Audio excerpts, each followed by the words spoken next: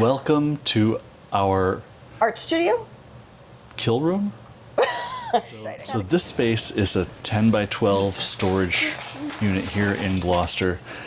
And we're lining everything with plastic so that we don't cause any damage to the space, and also so we control airflow and dust and nothing gets inside. So it's kind of like a clean room, not super clean and filtered, but cleaner room, clean-ish room. Yeah, this process requires that you control Temperature, humidity, airflow, particles. I'm Jerry. I'm Shawn, and this is our not currently sailing catamaran, Rome. We've taken on a huge refit involving every system on the boat, turning her into exactly what we want. Let's jump back into the episode to see what project we're tackling this time. Welcome back. When we left you last time, we finished creating the countertop from start to finish. And it is built. It is 100% built. If we needed to put it in without doing anything else, we could. We could, but we won't. But we won't. and you can see we're not at the boat. Right. We're in a new location. We are in a climate-controlled storage unit. We actually, just 2 doors that way, have all of our stuff. We rented this space because the next part of the project requires a very controlled space. And so we rented a unit just to do this.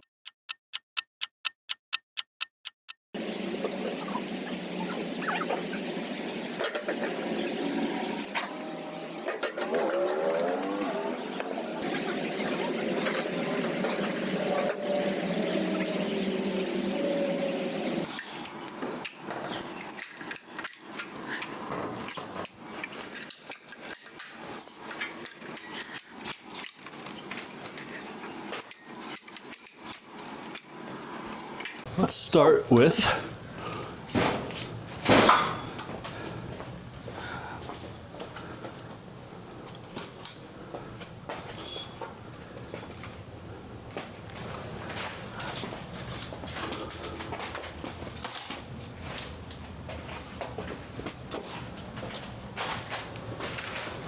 here's what I'm seeing though.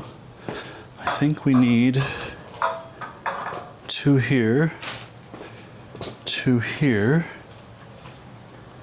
I think we're short. So now we have this beautiful countertop that we made. So happy. And we have a drip table under it. The drip table is for catching the epoxy that runs off the side. Right. So we need to install curb and gutter. If you've ever done concrete work, you've heard of curb and gutter. It's the part where the car doesn't go up on top of it and where the rain and the stuff on the street stays in the gutter. And in this case, the gutter is to keep the resin on the table and not on the floor, so that when we walk around on the floor, we're not walking in a puddle of resin. My sisters told me about this, so this is a really important thing.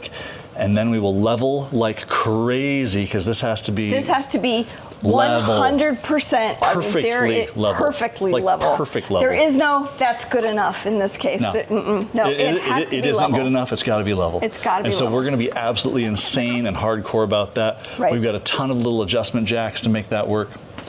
So let's get to it, huh? All right, so this wants to come up a little. Just a smidge. It's not too bad. This idea that you had for the jacks was brilliant. Not my idea. This idea that you saw on a reel was brilliant. I agree.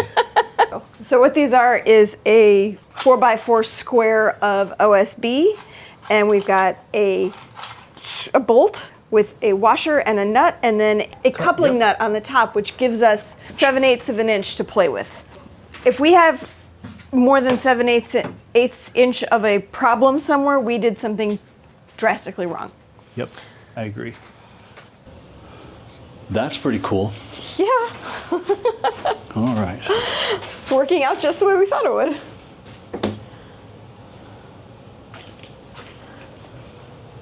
I ain't gonna mess with that. And this one. That corner. That corner's a little bit low. Yeah. It's hard to perfectly level such a big surface. With so many angles. I know. Okay, that all works. And that works. That works. Oh, Jesus, that doesn't work at all. Okay, is this it? How many times can this be it? so freaking hard. This might be it though. This could be it.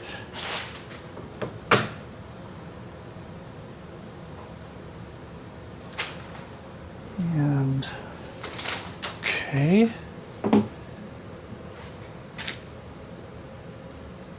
And okay. I think this is it. I think that was the one. I think I'm satisfied, honey. I just hope my damn sisters are satisfied. Yeah, no kidding. Hear that, sisters?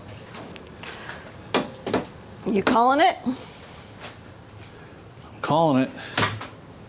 This is it right here. No wiggle. Oh Bubbles in the middle. That's it. Oh my God.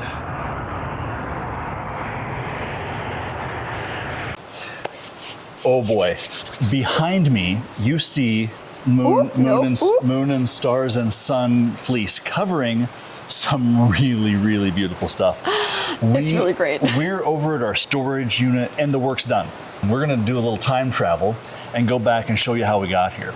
We did a little bit of talking and interviewing with Shawn's sisters, NW Resin Design, so that we have a little better understanding of what it is that they do and how they created this masterpiece. It is so freaking cool. Yeah. So let's hit the rewind button and we'll go back in time and show you how we got here. We're here with NW Resin Design, and we happen to be related. These are my sisters, and so I am beyond stoked for them to be here with us and helping us with our countertop. And you'll see some footage coming up of a lot of magic happening, but I want to talk to them a little bit about what they're doing for us. Guys, thank you for coming out and thanks for joining us. Thanks for having us. Thank you. So this idea that we had, we talked about this over a year ago, right? So this is a year in the making.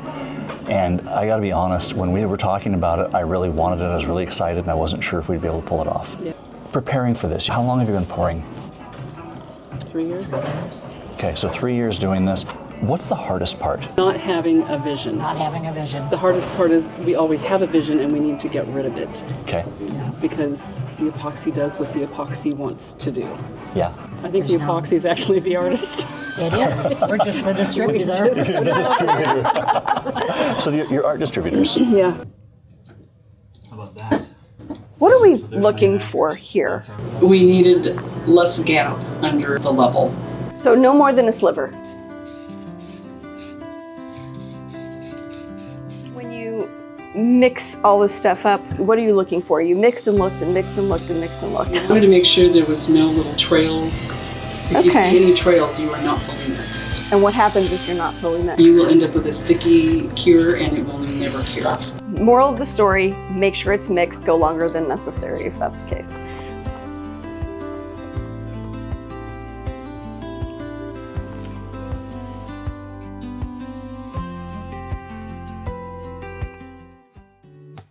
First thing we do is, what did you call it? A grease coat? Grease coat. And what is that exactly? That is about 1 ounce per square foot of just covering the board so that the color coat that you apply will flow evenly.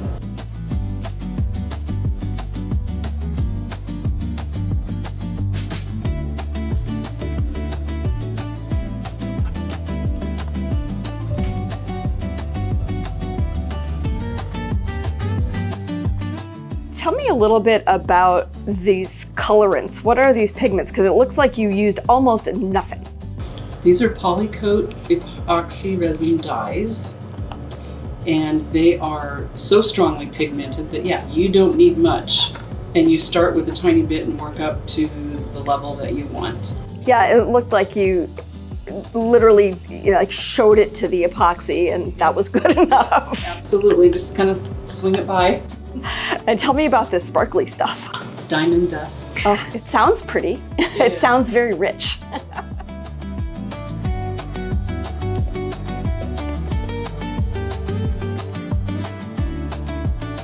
Talk to me about how you figure out how to meld and still make it look like those pretty streaky things without being too streaky and not being too mushy, and I just don't get it. You just keep using your hand and melding it until you get the look you want. This is not an exact science. You blend it, but you don't want to overblend because then you don't get your darker vein. Do you have a plan when you go in for like these color veins? Do you know how that's gonna come out or look? Sometimes. We do have an idea. Yeah. How much time did you spend practicing to figure out how to make those veins be so perfectly melty? You know, over the last 3 years, we've done big, thick, heavy veins. We've done smaller veins. I will name Rhonda Draculis. She is amazing. And she's our K3 Designs, right? K3 Designs, and Keith McGinnis with KCDC Designs. I will link both of these channels in the description box below if you're interested in seeing some of these classes our sisters here have taken. I will also link all of the products that we're using.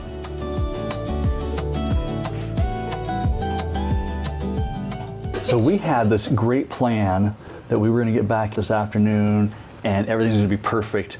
But you know, you can't control environmental variables all the time. And we ended up with an uninvited visitor. A little tiny fly landed in the resin before it was cured. So he got stuck in there like a dinosaur in the tar pit and leaves a little hole that we have to manage. Truth is, no big deal. This is part of pouring countertops like this and making art.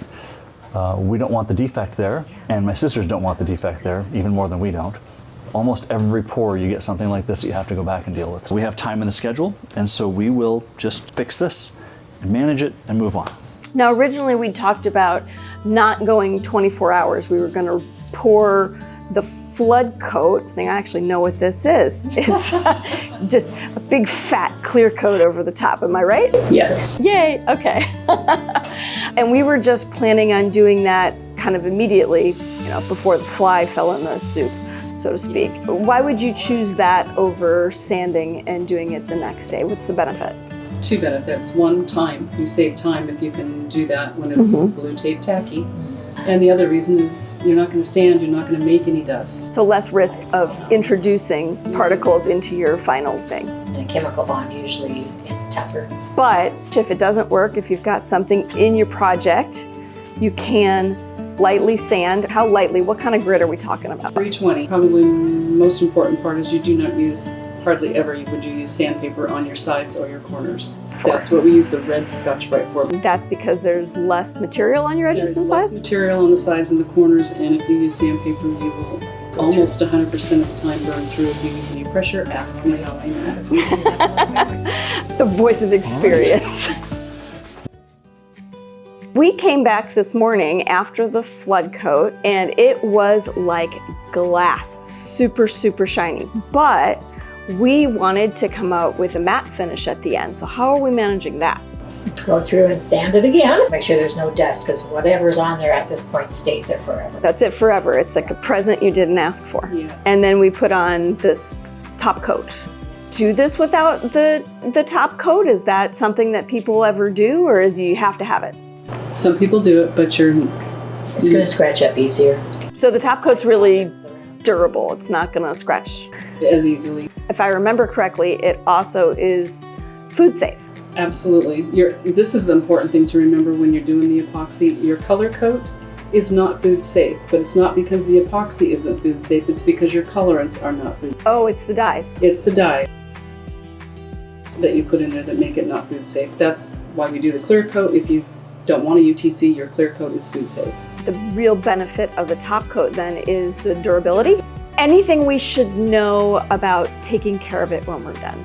No bleach. No ammonia. Don't dish soap on a sponge, wipe it down, and Perfect. then dry it. For anybody that is potentially interested, I will put a link in the description box of their business, Northwest Resin Designs.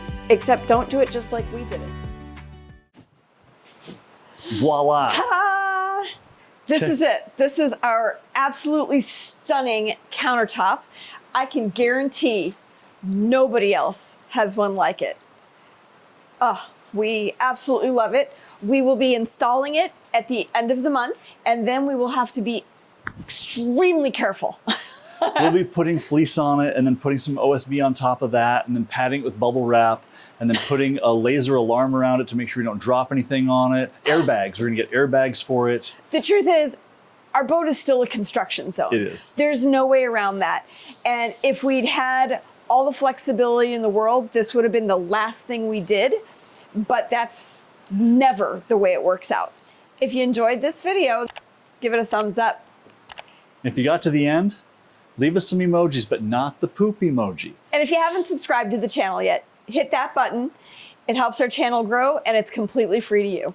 See you next time. Bye. Bye.